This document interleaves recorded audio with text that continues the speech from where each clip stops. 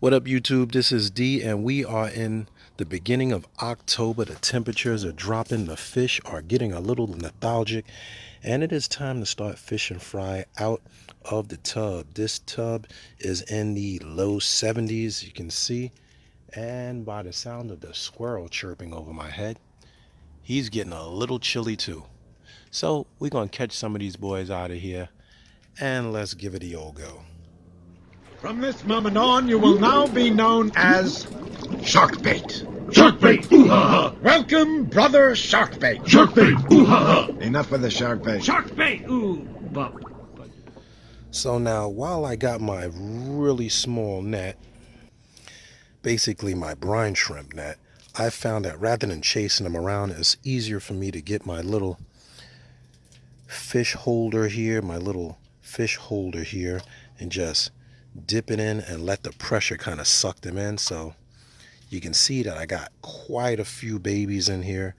They're pretty much free swimming. They're starting to eat. They've been living off all the larvae and everything in the tub, so it's become a little easier to see them. But I kind of just take some of the water out. I look for one of them swimming like this guy over here, put the tub behind them, and let the vacuum kind of just suck them in. So they do like that and suck them into the tub rather than chasing them with the net. And I've managed to get quite a few. You can see these guys are pretty much, of course, my neighbor decides to start sawing as soon as I start filming. But these guys are pretty much a copy of Petey. They're a parent with the one black spot on the eye, and they're really, really, really nice looking fish. I still have quite a few betas in here. I hope you can hear me because it's really annoying. Got quite a few betas, my crown tails. There's two of them right there, if you can see. There's one right there. They're not afraid of me at all. They just kind of chillax. It's getting a little cold. And that's one of the reasons I want to start getting them out, because it's getting cold and they're getting a little lethargic. So I'm going to start taking these guys out. Where's Red? Red usually gets jealous when she sees me. Yep, there she goes. Hey, Red. Want some attention too? Yeah, look at Red. Red's like, come on, give me some attention. Yeah, good girl. Good. Good girl. So I'm going to be taking you guys out soon and moving them inside. Of course, I won't get 100%, but I'll get a majority of the fry out. The parents don't do that bad in the cold until it gets to like those 60s and 62s.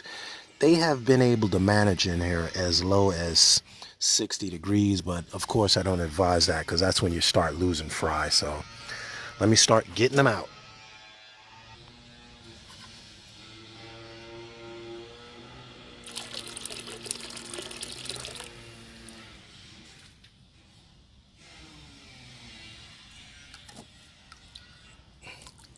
And that's how you get the really tiny ones. Thanks to good old-fashioned gravity, they just kind of get sucked in without having to chase them. And you don't have to damage them by chasing them with the net and doing all that stuff. Of course, I got a crap load of plants.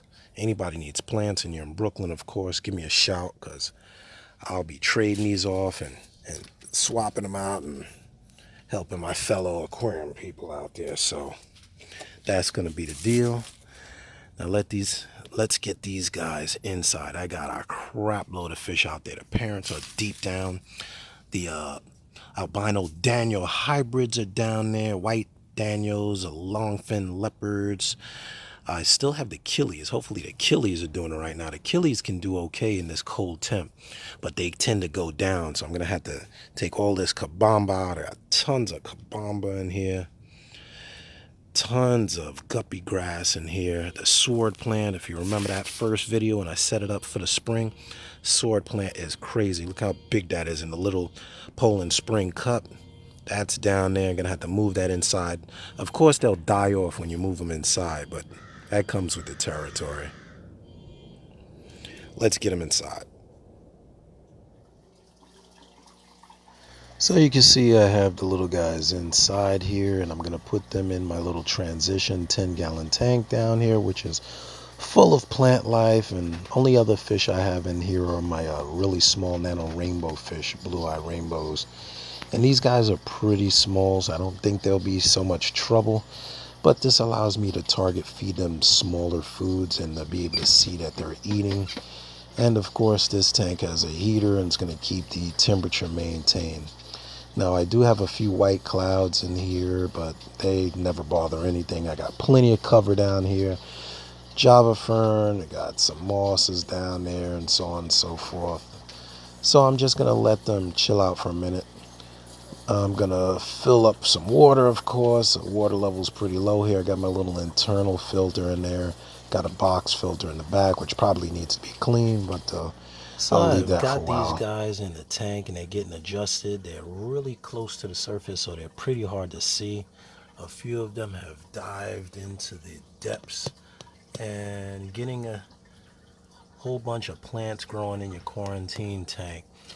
Well, I really shouldn't call this a quarantine tank, but more of an acclimation tank. Bringing them indoors is really important because if they have a place to hide, you know, they do pretty well.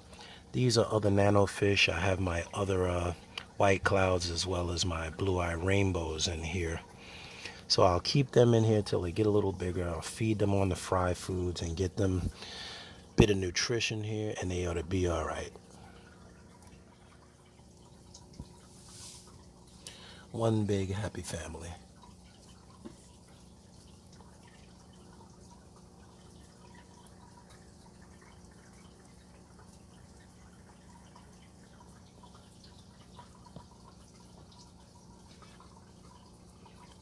The only tricky thing about breeding fish is having somewhere to put them once you breed them. For those of us that don't have a fish room, that can be tricky. So don't expect to keep 100 fish. Alright everybody, this is D. I'm going to sit back and chillax. Hope you enjoyed the little update. Love, peace, and hair grease. Click that subscribe button. Till next time, I'm out.